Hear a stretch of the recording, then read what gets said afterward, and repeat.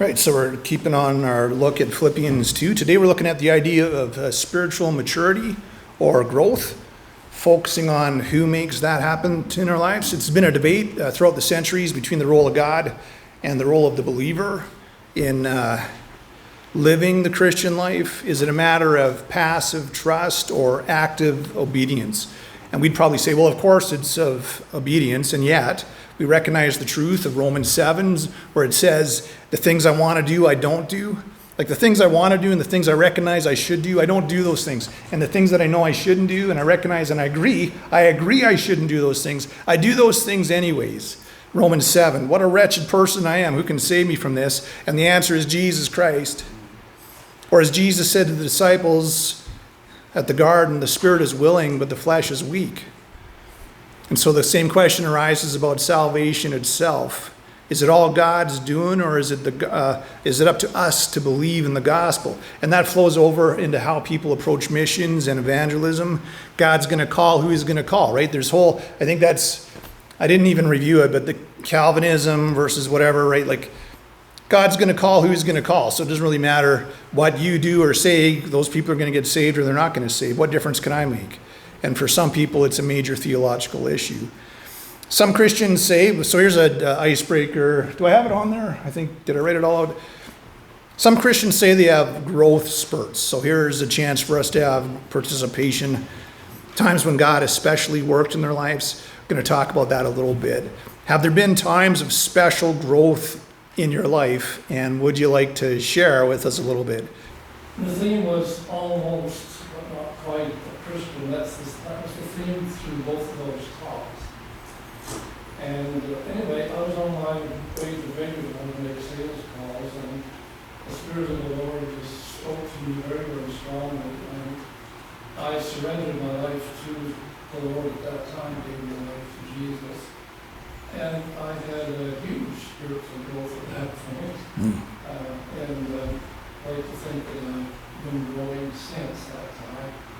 There are some times, though, maybe you go to a conference of some kind and God really speaks to you at that point. That might be, might think of it as growth spurt, or it's just some kind of revelation where it's like, oh, I never really saw that way before, and those kind of things. For myself, I'd probably say in my mid-teens was the one that stands out to me, because lots of stuff happened. I went to Africa on a missions trip and was baptized in water, baptized in the Spirit. Like, there's just lots of stuff happened in my high school years, I would say, that had a good group of friends that just loved God, and we all encouraged one another. Like, that was kind of a good group that people experience that too, right? Like, for a time of life, there's a group of people that are all kind of pulling in the same direction, and they encourage you to go up higher with the Lord or get closer to God and less worldly and all that kind of stuff. But Paul doesn't help us out with this whole idea of, is it us or is it God? In Philippians 2, which is our text today, Philippians 2, 12 to 13, says this: Dear friends, you always followed my instructions when I was with you, and now that I'm away, it is even more important. So he says, work hard to show the results of your salvation, or, like, this is the New Living Translation, which I like most of the time. You're probably more familiar with the phrase, work out your salvation with fear and trembling. That would be another way it's translated. Work hard to show the results of your salvation, obeying God with deep reverence and fear. So the first part there says, you do it. And then the second part says, for God is working in you, giving you the desire and the power to do what pleases him. So, which is it, Paul? Do I have to work it out, or is God working in me? My dear old Bible prof used to say, it's not either or, it's both and. Work out your salvation and God is working in us. Both things are true, both things are necessary. The Greek word for work out means to continually work to bring something to fulfillment or completion. Lots of scriptures that show us that we can't earn salvation. So it's not about getting saved, but it's about once you're saved, you work at it. It's an after salvation thing. Sanctification is the theological word. Justification is the word we use to say that's the moment when you got saved. You were justified by God. It's a free gift of grace. Sanctification is an ongoing work of working out your justification. Like I say, it's basically saying, I believe this stuff, so do I live like I believe this stuff? That's the process that we would say is sanctification. And the word work out your salvation, emphasizes, the emphasis is on your own. Like, take responsibility for your own life and your own living with God. The negative way of stating it would be to worry about the log in your own eye. Take responsibility for your own spiritual health. Like, so on two sides, right? So the one side is, I don't need to worry about all you, although I'm your pastor, so I should worry about all you. But you know what I'm saying? Like, in a negative way, like, ooh, look at that they're doing, or they're not, worry about your own stuff. Like, that's one side, your own salvation. The other side is, you don't depend on me. You work out your salvation. Like, we all work together to help each other, and we have fellowship together and all that stuff. But ultimately, the responsibility falls upon me. And I could say, it's not up to my leaders to help me out. It's for me, although they do. You know what I'm saying? I know you know what I'm saying. It's like, take responsibility for your own salvation and do what you need to do to make sure you're close to God. It's not a one day a week type of thing. So Philippians 2, I'm going to read it again, 2:12-13. I'm going to take a drink too. Dear friends, you always followed my instructions when I was with you, and now that I'm away, it's even more important. Work hard to show the results of your salvation, obeying God with deep reverence and fear. For God is working in you, giving you the desire and the power to do what pleases him. So we got about 5 questions just to, I think this isn't so much a Bible study as an interactive sermon is what I'm calling them. You can answer a few questions, then I'll talk at you a little bit. But so how would you answer a person who insists that work out your own salvation means work for your own salvation? It's just a misconception of, like what Paul is saying here. Like, I like how the New Living Translation puts it. Work hard to show the results of your salvation. Like, working out your salvation, the other way that it's translated is not work to be saved, but once you're saved, show that you're saved. It's really as simple as that. Live like a person who's saved. We have enough people that are part-timers. We don't need that. Just sometimes we're saved and other times we're not really acting like it. We want to, and we all can judge ourselves. We got areas we need to work on, but that's what the whole point is here. Work it out. Work it out. Be more like Christ. Little by little, year after year, get a little more like Jesus. Yeah, that's same, and also, but you bring in the other angle there of, like, when I was 20, I didn't understand what I understand now. Like, I know the word better, I know God better, so I understand better that things I thought I should have done, or even like things that I thought I was doing that pleased him, now I think, well, maybe that isn't, because it sounded good, it sounded holy, it sounded righteous, it sounded religious, but now I think, well, maybe that wasn't really. So that's another way of working it out. Like, I'm understanding better God's ways, God's words. Yeah. Yeah. Little by little, just get that measuring thing and say, well, I'm a little taller this year, spiritually. Number 2, according to Paul, what is our attitude to be as we work out our salvation, and why? Deep reverence and fear, it says here. It's humility, it's the utmost respect. The fear of God, does that mean fear of God? Yeah, I think it was Jesus who said that you don't need to fear those who can kill the body and after that can't do anything else, but fear him who has power over your soul. That's the one that you should fear. And it's really both. Like, we're not trembling, but I don't know. I think if we really saw him face to face, there would be a level of fear before God. Just his holiness, his power, this ultimate being. But the word definitely is more leaning towards that, just a deep reverence and respect. Not terrified of him, but just the kind of reverence and respect you would give to somebody who's worthy of it. That sort of idea. I kind of thought also that obedience was a part of that. Yeah, it's hard. It's kind of a fine line there, right? Because you want to have that deep love, respect for God, But also, you don't want to be terrified of them when you make mistakes, because the word's pretty clear that there's no fear in love, but perfect love casts out fear. So it's, we have to get the right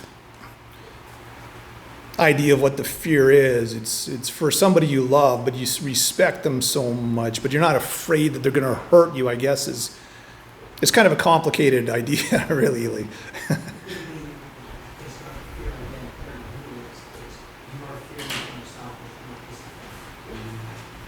sure, yeah, there's that idea in there. Yeah,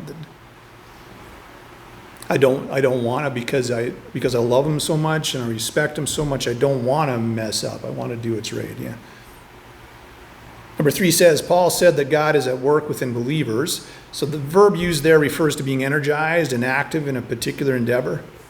So what does that suggest about God's role in our growth?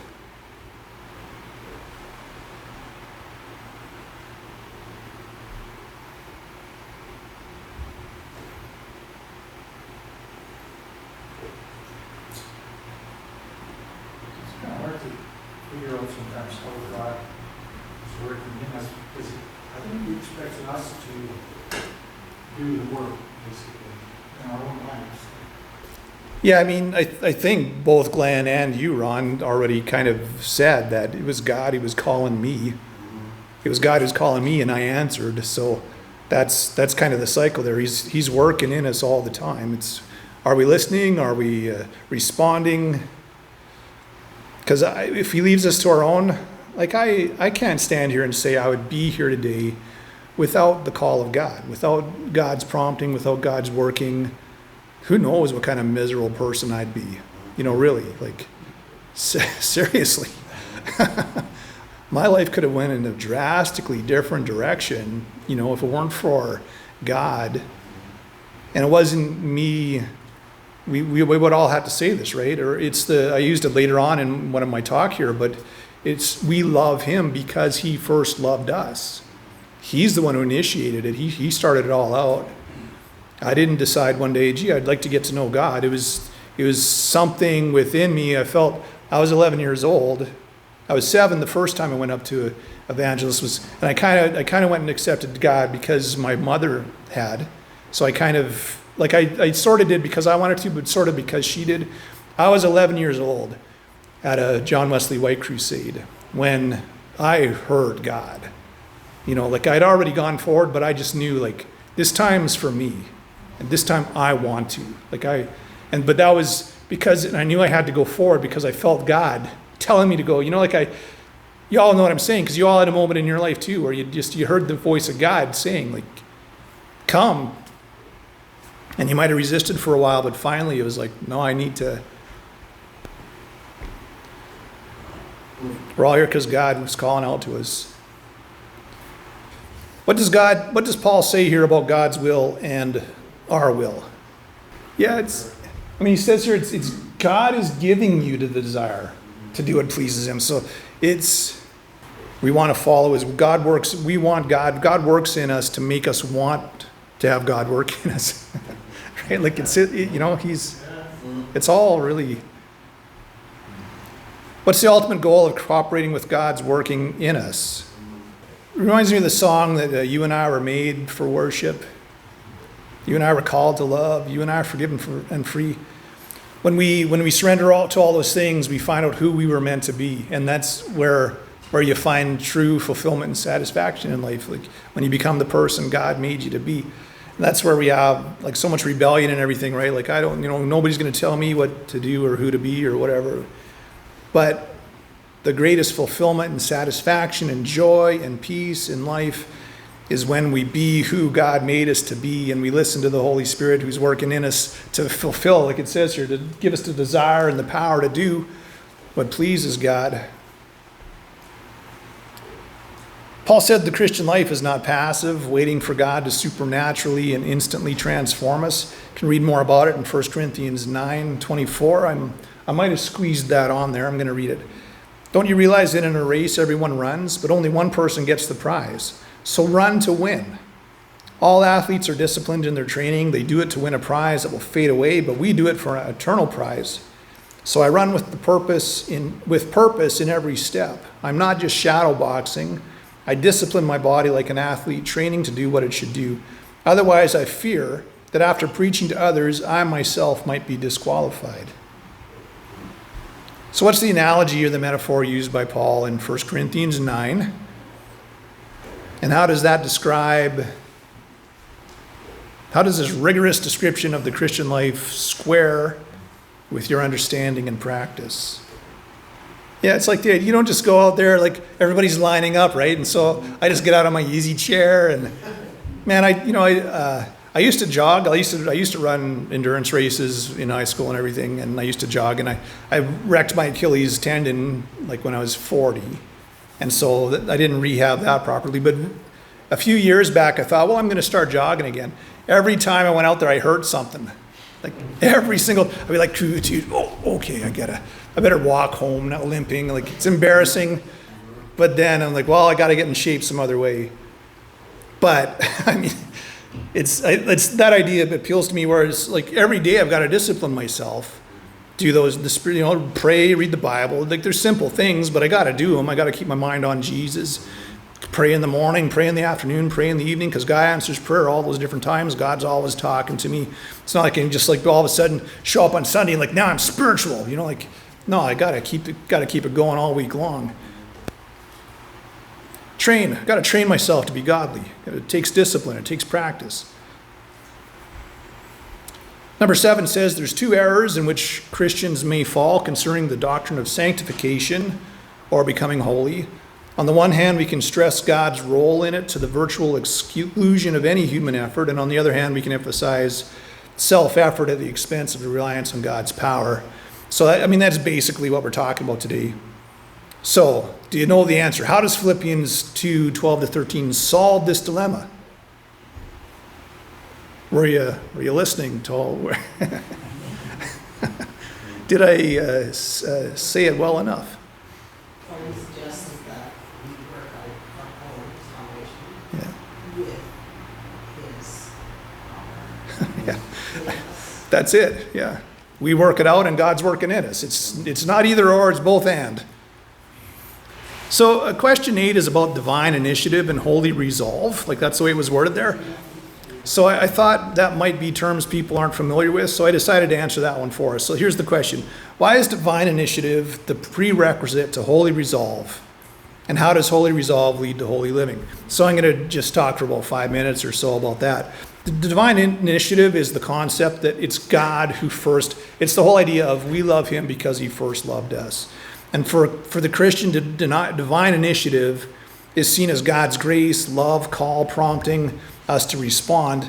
And Psalm 27:8 kind of expresses the idea, because he says, my heart says of you, seek his face. Your face, Lord, I will seek. So as the psalmist is aware that God is speaking to his heart to seek God, God prompts it. So if I want to pray more, it's because God is calling me to pray more. That's almost pretty much a given.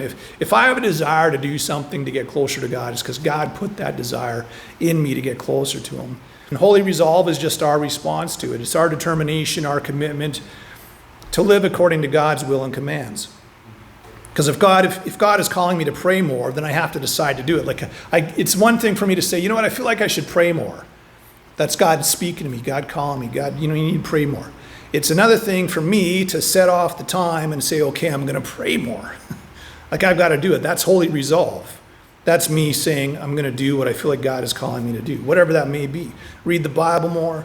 I got to go to study group more. I got to go and witness to my neighbors more. I got to, whatever. I got to volunteer more and help out with different things. God's calling me. That's God's initiative in me to be a more godly person. My resolve is I'm going to make the time to do that. So, and that results in holy living. Scholars would say that divine initiative is a prerequisite. It's put simply, like I said before, we love him because he first loved us. Are we saying yes? God is working in me. Am I listening? Am I working with him? And when I do that, that leads to a godly lifestyle as I work it out. And that idea comes in there too with fear, deep fear, trembling, like being serious about it, I guess is a way we could put it too. Like not just brush it off. We don't want to be penned in by religious ideas or rules, and that what I'm saying, right? Like, because some religion is good and some religion is just man's stuff that we're saying, and then we feel guilty because we don't do that. But we want to respond to God calling us and God cheering us on with seriousness about it. Like, not just like, oh yeah, God's a good guy and he, I could do that or I could not do that. It'd be more like, no, like, this is serious business. God wants me to do this. I need to do this. I need to rearrange my life so I do this, not just try to fit God into it. My life needs to fit into God, what God is calling me to do. That's my holy resolve that leads to my holy living. So the truth for today. Salvation has 3 dimensions: past, present, future. You were justified when you believed.